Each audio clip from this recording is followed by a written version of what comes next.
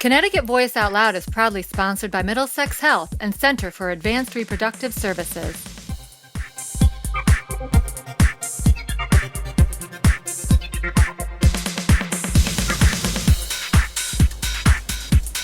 Hi, and welcome back to the second season of Connecticut Voice Out Loud. I'm Hillary Russo. Today we're coming to you from Cine Studio, which is celebrating its 50th year of being an LGBTQ-friendly nonprofit cinema on the beautiful campus of Trinity College here in Hartford. If you're new to our show, our focus is on sharing inspiring stories from people all across the state who are part of the LGBTQ+ community. And whether you're part of the community yourself or an ally, Connecticut Voice Out Loud is here to not only touch, move, and inspire, but raise awareness through storytelling. Our first story begins on that road towards healthy living. We've all heard that saying, no pain, no gain. But getting in shape can be an intimidating experience, especially when you're transgender. Dawn Ennis takes us to one Manchester gym that's doing some heavy lifting to ensure everyone feels welcome. Kristen and Colleen Mastriani own Move Strong Gym here in Manchester. They're a lesbian couple, and they say their gym is a no judgment gym because nobody wants to be judged when they're working out. You told Jane Lattice that it's very important that you be out to your clients because if you get judged by them, then they're gonna judge anybody. Tell me a little bit about that. Well, I just want a community where everybody just supports everybody else. So I just assume that I'm kind of the first line. So if somebody has an issue with me, then they're likely gonna, have an issue with somebody else for God knows what reason. I cater to people that want to be strong, that want to work hard, that don't want to have pain, that a lot of those kind of things. So it's just everybody that comes in here is treated like a human being, like nobody's different than anybody else, and that's just kind of the way it is. I have a group in the morning, a group in the evening, and there's one guy and a bunch of women and another guy and a bunch of women, and he's treated the same, and he looks at them like they're monsters, like that they do all the, and he goes around and they tell, like, you should see what the girls at my gym do, so it's just like, all in all, it's just a really supportive, like nobody cares here. Like nobody cares what you do, like it's just support each other. Well, I mean, I met Kristen, like I said, in middle school, so I can't say that it was love at first sight at that point. We did a process called shared conception, which when we went to the CARS, the Center for Advanced Reproductive Services, they had a bunch of different options that you could do, and this one kind of struck us because it was really important that we both played a role in it. And what shared conception is it's one of the partners' eggs that are used while the other partner is the one who actually carries the baby and brings it to conception. I just think that there just needs to be just more kindness in the world, and if we can contribute to creating a human that's down to earth and kind to others and just kind of bring it back, start kicking it old school again, that would be awesome. And we're pretty adventurous people. We snowboard, we hike, I skateboard and surf, and we do all sorts of, she's an artist, we just do a lot of like cool stuff, and I just think that, I don't know, if I was a kid, I'd probably want to be doing this stuff too. She just wants everybody to be safe and strong. Colleen's freakishly strong at baseline, so I didn't have any problem with her continuing, and I think everybody should be active during pregnancy. A lot of times at the beginning of pregnancy, you have people who have had a lot of unhealthy behaviors and all of a sudden they get religion. So I think they need to be careful and they need to work with somebody like Kristen who's going to make sure that they're safe. Exercise counteracts muscle loss from the aging process. It not only builds physical health, but mental health as well. It contributes to happiness. That's especially important to transgender women like me. Carly, what are you doing out here? You're training for something? You running? What is this? Well, I've got a few races coming up. I just got off one. I recently did the Hartford Half Marathon. It was fun. It was pretty fast. It hurt, but it was worth it. I love running. I love cycling. I love I love being in sports. I played softball this past spring. I enjoy sports. Sports is my life. When you've worked out in the gym, what's happened there? Have you found that people accept you as a woman?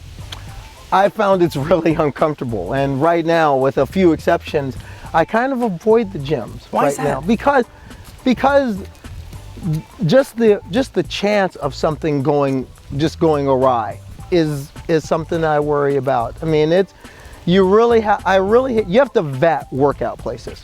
Couldn't you just go work out as a man in a men's gym? Why? I don't do anything quote unquote as a man and haven't for quite some time. Why do I need to be something other than what I am just to do what I love doing? And also keeping myself fit and keeping myself in shape. To me, it's all part of the same system. It's all life. I mean, I didn't give up the things I love to do. I'm certainly not giving up the things I love to do because I had to go and pursue my truth. That's what this comes down to for me. Working out, playing sports, competing, those things are a part of me. It's like oxygen to me. How can I give those back? How can I not do things that I love just because I decided it's time to be who I am and it's time to pursue your truth? You can't do that. That would be like cutting off my right arm. For Connecticut Voice Out Loud, I'm Dawn Ennis. As Connecticut's first Mayo Clinic Care Network member, we're bringing the world's most advanced treatments, knowledge, and research much closer to home for you. Middlesex Health, the smarter choice for care. At Middlesex Health, we're doing more to make healthcare better for you, with more personal attention to get you back to your best, and more of today's most innovative, life-saving treatments. We're bringing more second chances to communities throughout central Connecticut and the shoreline, and finding more ways to treat every member of your family like a member of ours. Together, it all adds up to the new Middlesex Health, today's smarter choice for care. Connecticut's newest sensation is CT Voice, giving a voice to the LGBTQ community with CT Voice magazine, digital, social, and now CT Voice Out Loud television show. This is style, hot topics, and personal stories from award-winning writers every season. Go to ctvoice.com. One place is stepping in to make the dream of parenthood come true. Ashley Cole takes us to one Farmington clinic that's making a difference.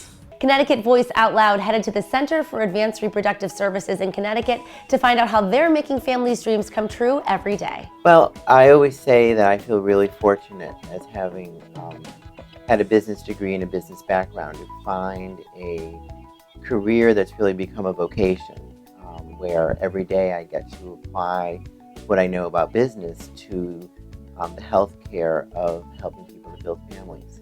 And 20 years later, how people define families and what families look like are very different than what we typically saw in 1999. I mean, one of the things that we really are proud of and love to be a part of are having people come in, whether they are LGBTQ or single straight people or heterosexual couples, and tell us what their vision of a family looks like, so that we can then walk through with them what viable clinical options are available to them.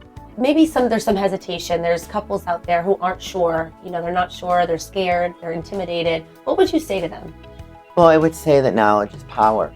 And I think that it is a truthful statement that the LGBTQ community has oftentimes felt marginalized with regard to healthcare. And I can assure everyone that the Center for Advanced Reproductive Services is a very friendly place for all people.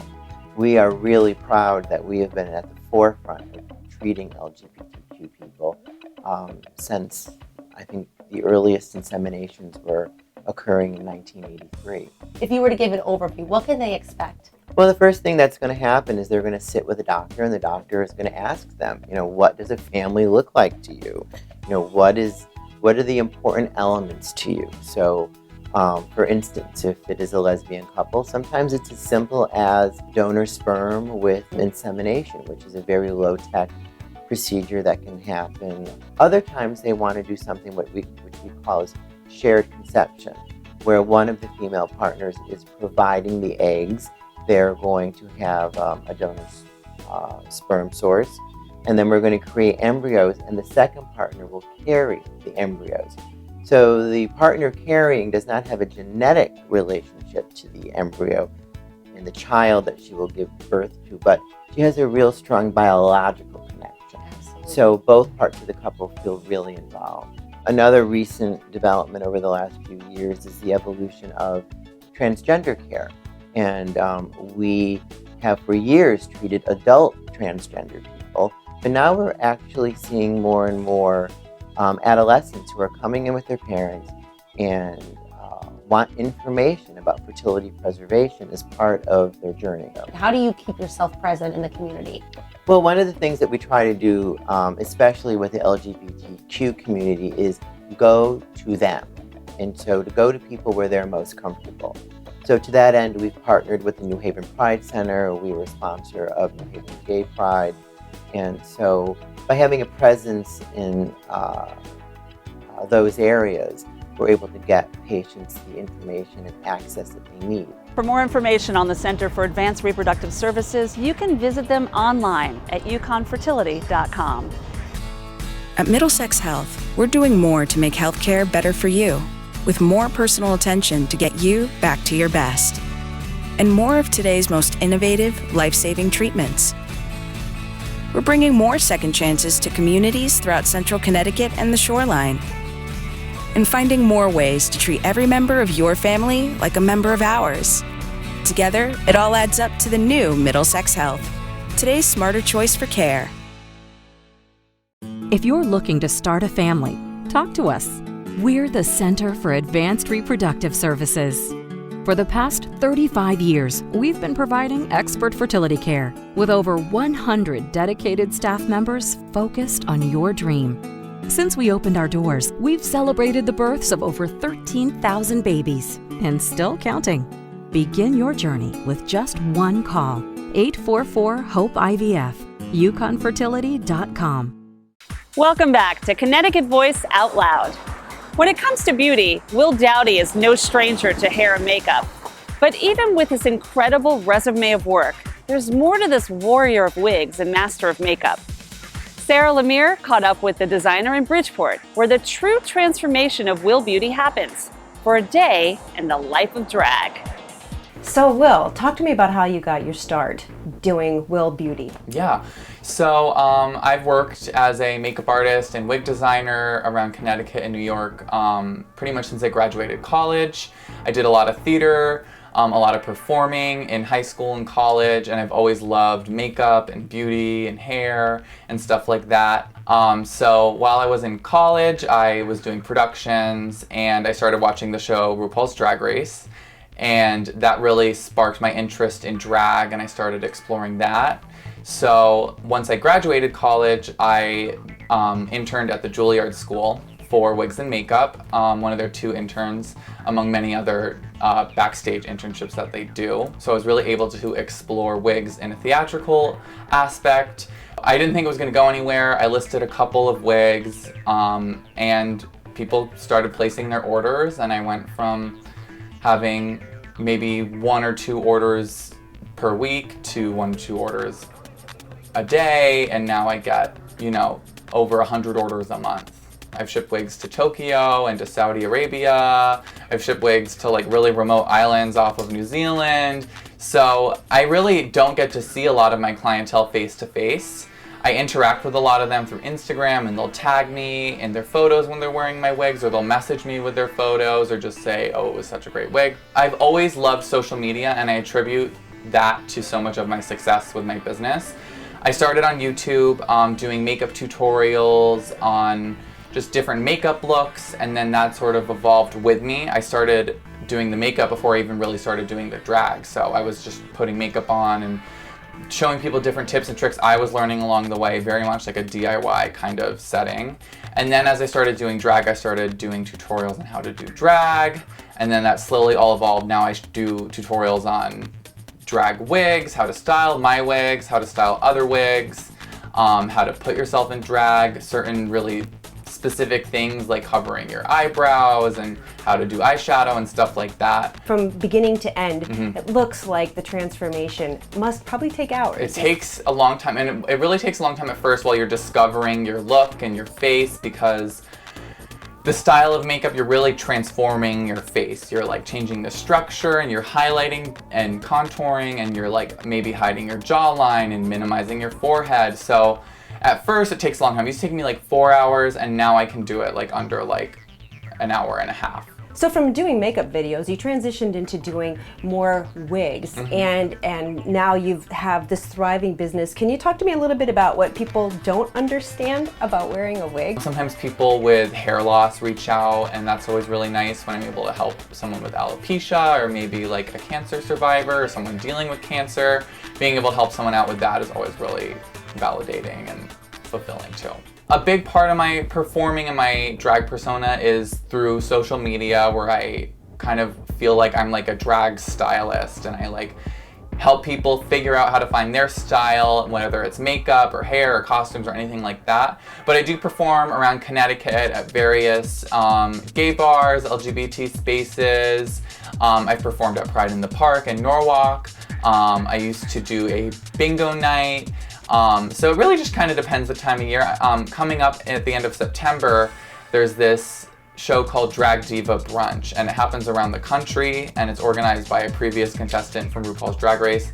And they do this in like Texas and Philly, and like I think there's 7 or 8 other locations in the country. So they're bringing it to Connecticut, and then I'll be doing that monthly in at the Toyota Oakdale Theater. So one of the best ways to get a hold of me is on Instagram. My handle is @ShopWillBeauty. There you'll find links to my website, shopwillbeauty.com. And Halloween's coming up, so if you need a Halloween wig or anything like that, I definitely say place your order ASAP. Of the 1.4 million people living in the United States that identify as transgender, more than 12,000 live in Connecticut. And serving this community is something Middlesex Health takes seriously. From surgery to support, the transgender medicine program is unlike any other in the state. Much of that is due to their very specialized approach. I sat down with 2 people in Middletown who shared their own personal journeys within the program, from inside and out. How has life been for you? Fabulous. Fabulous. Gina Gouman says she feels like she's been reborn after her 2-year journey working closely with Middlesex Health's transgender medicine program. But this second chance, as she calls it, goes much further back. I see it as I was assigned male at birth, and I kind of just went along with it because that's how I was, brought up, and it was kind of ingrained into me. Being a woman is something she's known all her life, but getting there was no easy step. Even though I say I've been transitioning for 2 years, it's kind of taken me my full lifetime to get where I am, because it was all inside, figuring out who I was and where I wanted to go. Transitioning for Gina means more than just surgery, and Middlesex has been there every step of the way. In addition to gender transitional procedures and hormone therapy, the program offers a wide array of services to over 900 people, from primary care and testing to physical rehabilitation and behavioral support. But that number is not even close to the over 12,000 people in Connecticut's transgender community that are not being served. Katie Tierney is hoping to bridge that gap. As a nurse practitioner in the endocrinology division and medical director of transgender health services at Middlesex, Tierney has a passion for the work she does. And as a member of the LGBTQ community herself, the desire to offer her knowledge and support is more than a job. And it really has been, the joy of my career to be able to do it. When people ask me what I do for a living, I often say I'm a cheerleader. Things have changed dramatically in the last 10 years in terms of how we think about trans medicine, what services we might need to be available, and how the community really understands what transgender is. And that understanding begins within, inside these walls. Tierney says what separates Middlesex from other health organizations is not only education, but communication. In fact, everyone that works at Middlesex Health is knowledgeable on the transgender medicine program. If you have the right vocabulary and you can make a connection with somebody, all of a sudden it's a much more personal and intimate experience rather than an institution versus a patient.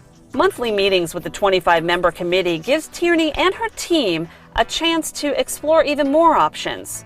It's no easy task building the trust within the community, but it's one that is certainly a shift in the right direction. We've worked very hard over the last couple of years to identify providers who are already trained and ready to provide those services in all different departments, and then offer more education to providers who are interested in doing that or are interested in being a champion. For people like Gina, having someone in her corner has been a big part of her success. For her, it's more than just being accepted for who she is. In her words, it's basic human rights and knowing she's not alone. What's the sense of community mean to you? We should be able to walk down the street as ourselves and not have fear. For the people who don't have confidence, it's good for them to like see these people who are loud and proud, you know, out there being their true selves. You know, like honestly, I don't think I would have known what to do, or I don't know where I'd be.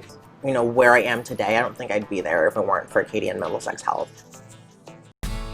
At Middlesex Health, we're doing more to make healthcare better for you, with more personal attention to get you back to your best, and more of today's most innovative, life-saving treatments.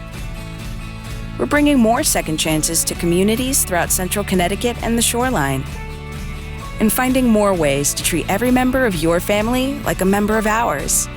Together, it all adds up to the new Middlesex Health, today's smarter choice for care. If you know Carolyn Kwan, you know she's anything but ordinary. Ashley Cole caught up with the edgy Hartford Symphony conductor, who shares more about embracing herself and her passion for music. So Carolyn, we got you out of the theater space, out of the performance venue. We want to find out who you are at your core, a little more about you. Yeah.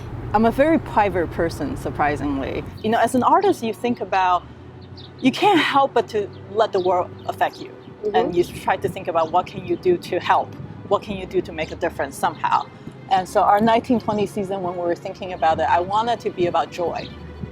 Because, you know, there's so much negativity in the world right now. I just want people to be able to come to the symphony and be able to, for the 2 hours that you're with us, just forget that for a minute. This, you know, I want the Hartford Symphony to be a, I have a hard time saying this word, oasis, oasis. Perfect, oasis. Oasis.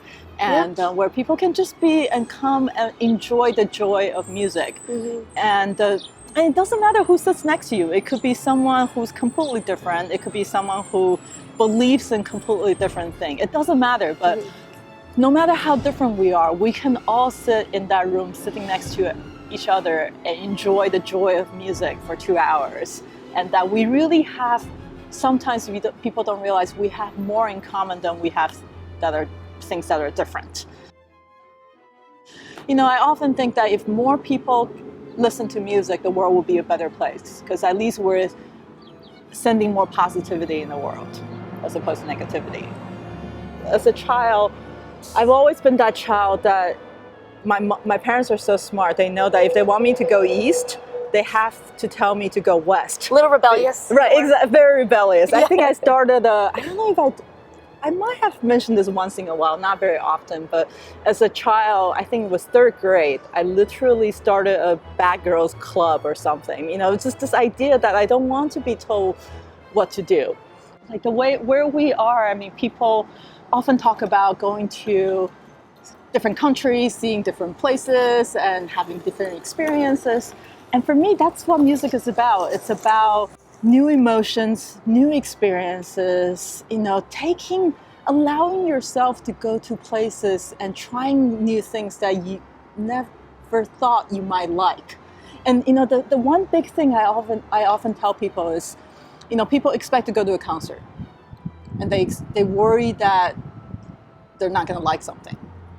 And my response is always, it's great if you don't like something. It's wonderful because you've experienced it and you can talk about why you like it and why you don't like it. I think it's just the idea that I would like to, in my small way, try to make a difference somehow. And at the moment, it's through music. It's hopefully, you know, sharing music with young people, you know, giving them that option of appreciating music, learning how to have joy in their lives through music.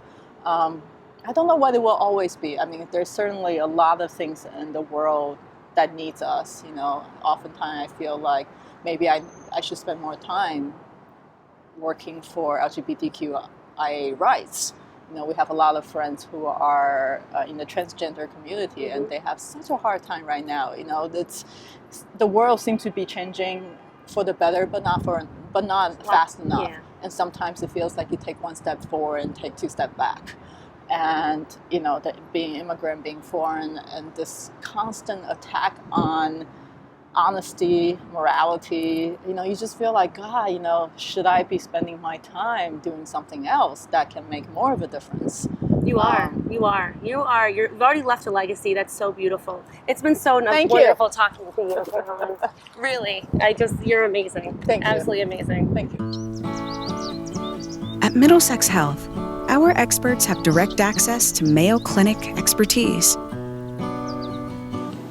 so you can get a second opinion from the world's top specialists close to home, and access to the most advanced research and clinical trials, all at no extra cost. Middlesex Health, the smarter choice for care, chosen to be Connecticut's connection to the Mayo Clinic Care Network. If you're looking to start a family, talk to us. We're the Center for Advanced Reproductive Services. For the past 35 years, we've been providing expert fertility care with over 100 dedicated staff members focused on your dream. Since we opened our doors, we've celebrated the births of over 13,000 babies, and still counting. Begin your journey with just one call. 844-HOPE-IVF, yukonfertility.com. Now, from the screen to the stage, we leave you now with a few moments from Stand Up, the anti-bullying musical, a performance out of Sandy Hook that's paving the way for more empathy and connection through the arts. Until next time, I'm Hillary Russo. Be well. Stand Up and Speak Out is a wonderful platform that helps children to literally be able to do that, to stand up and speak out and to connect with one another and to really voice their truths.